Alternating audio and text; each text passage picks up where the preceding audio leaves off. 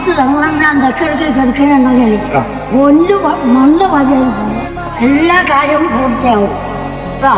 തങ്ങളെല്ലാം തെക്കെടുത്ത് കിടക്കുക 314 സേതക്കന്മാരുണ്ടെങ്കിൽ പിന്നെ മണ്ണ് വകയിലും പൊന്നായിട്ട് വരൂട്ട, പേടിക്കല്ല.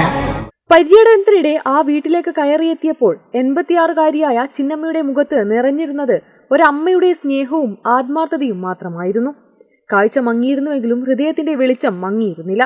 മുന്നിൽ നിന്നിരുന്ന PMA സമീറിന്റെ തലയിൽ കൈവച്ച് അമ്മ പറഞ്ഞ വാക്കുകൾ അവിടെ നിന്നവരുടെ മനസ്സിൽ പതിഞ്ഞുപോയി. ആ വാക്കുകൾ ഒരു രാഷ്ട്രീയ പ്രവർത്തകനോടുള്ള ആശംസകൾ മാത്രമായിരുന്നില്ല.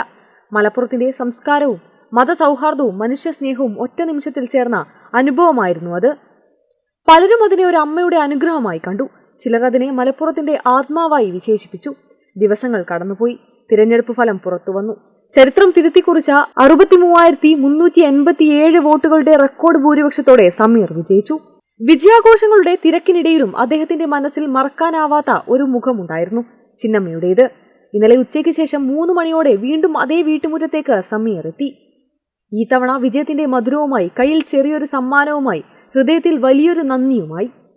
ഒരമ്മ മകനെ സ്വീകരിക്കുന്നത് പോലെ ഹൃദയം നിറഞ്ഞായിരുന്നു ആ വരവേൽപ്പ്. ഒപ്പമുണ്ടായിരുന്ന തിരൂരങ്ങാടി മണ്ഡലം മുസ്ലിം യൂത്ത് ലീഗ് പ്രസിഡന്റ് UA റസാഖ്, നഗരസഭാ ഡെപ്യൂട്ടി ചെയർപേഴ്സൺ ഷമി, മുൻ ചെയർമാൻ PP ഷാഹുൽ ഹമീദ് തുടങ്ങിയവരും ആ അപൂർവ സ്നേഹ നിമിഷങ്ങൾക്ക് സാക്ഷികളായി.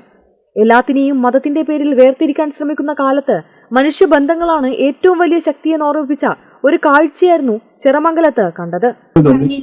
നിങ്ങളെന്നെ ജയിച്ചുള്ളൂ മോനെ, പൊന്നു വാര്യാലും സ്വർണ്ണ ആ കുട്ടിയാണ് ഇതിട്ടാ, മോനാണ്, മൂത്ത മോനിട്ടാ. മോനെ ഏത് കാലത്തും ചിന്നമൂലം വിളിച്ചിട്ട് ഇറങ്ങിക്കൊള്ളി. ഏത് ഓട്ടോ എന്തൊരു സംഗതി അങ്ങനെ തന്നെ വിചാരിച്ചാൽ അവിടെ ഞാനുണ്ടാവൂട്ടാ.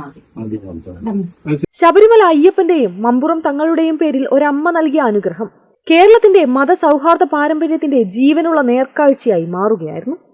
News desk Kerala vision.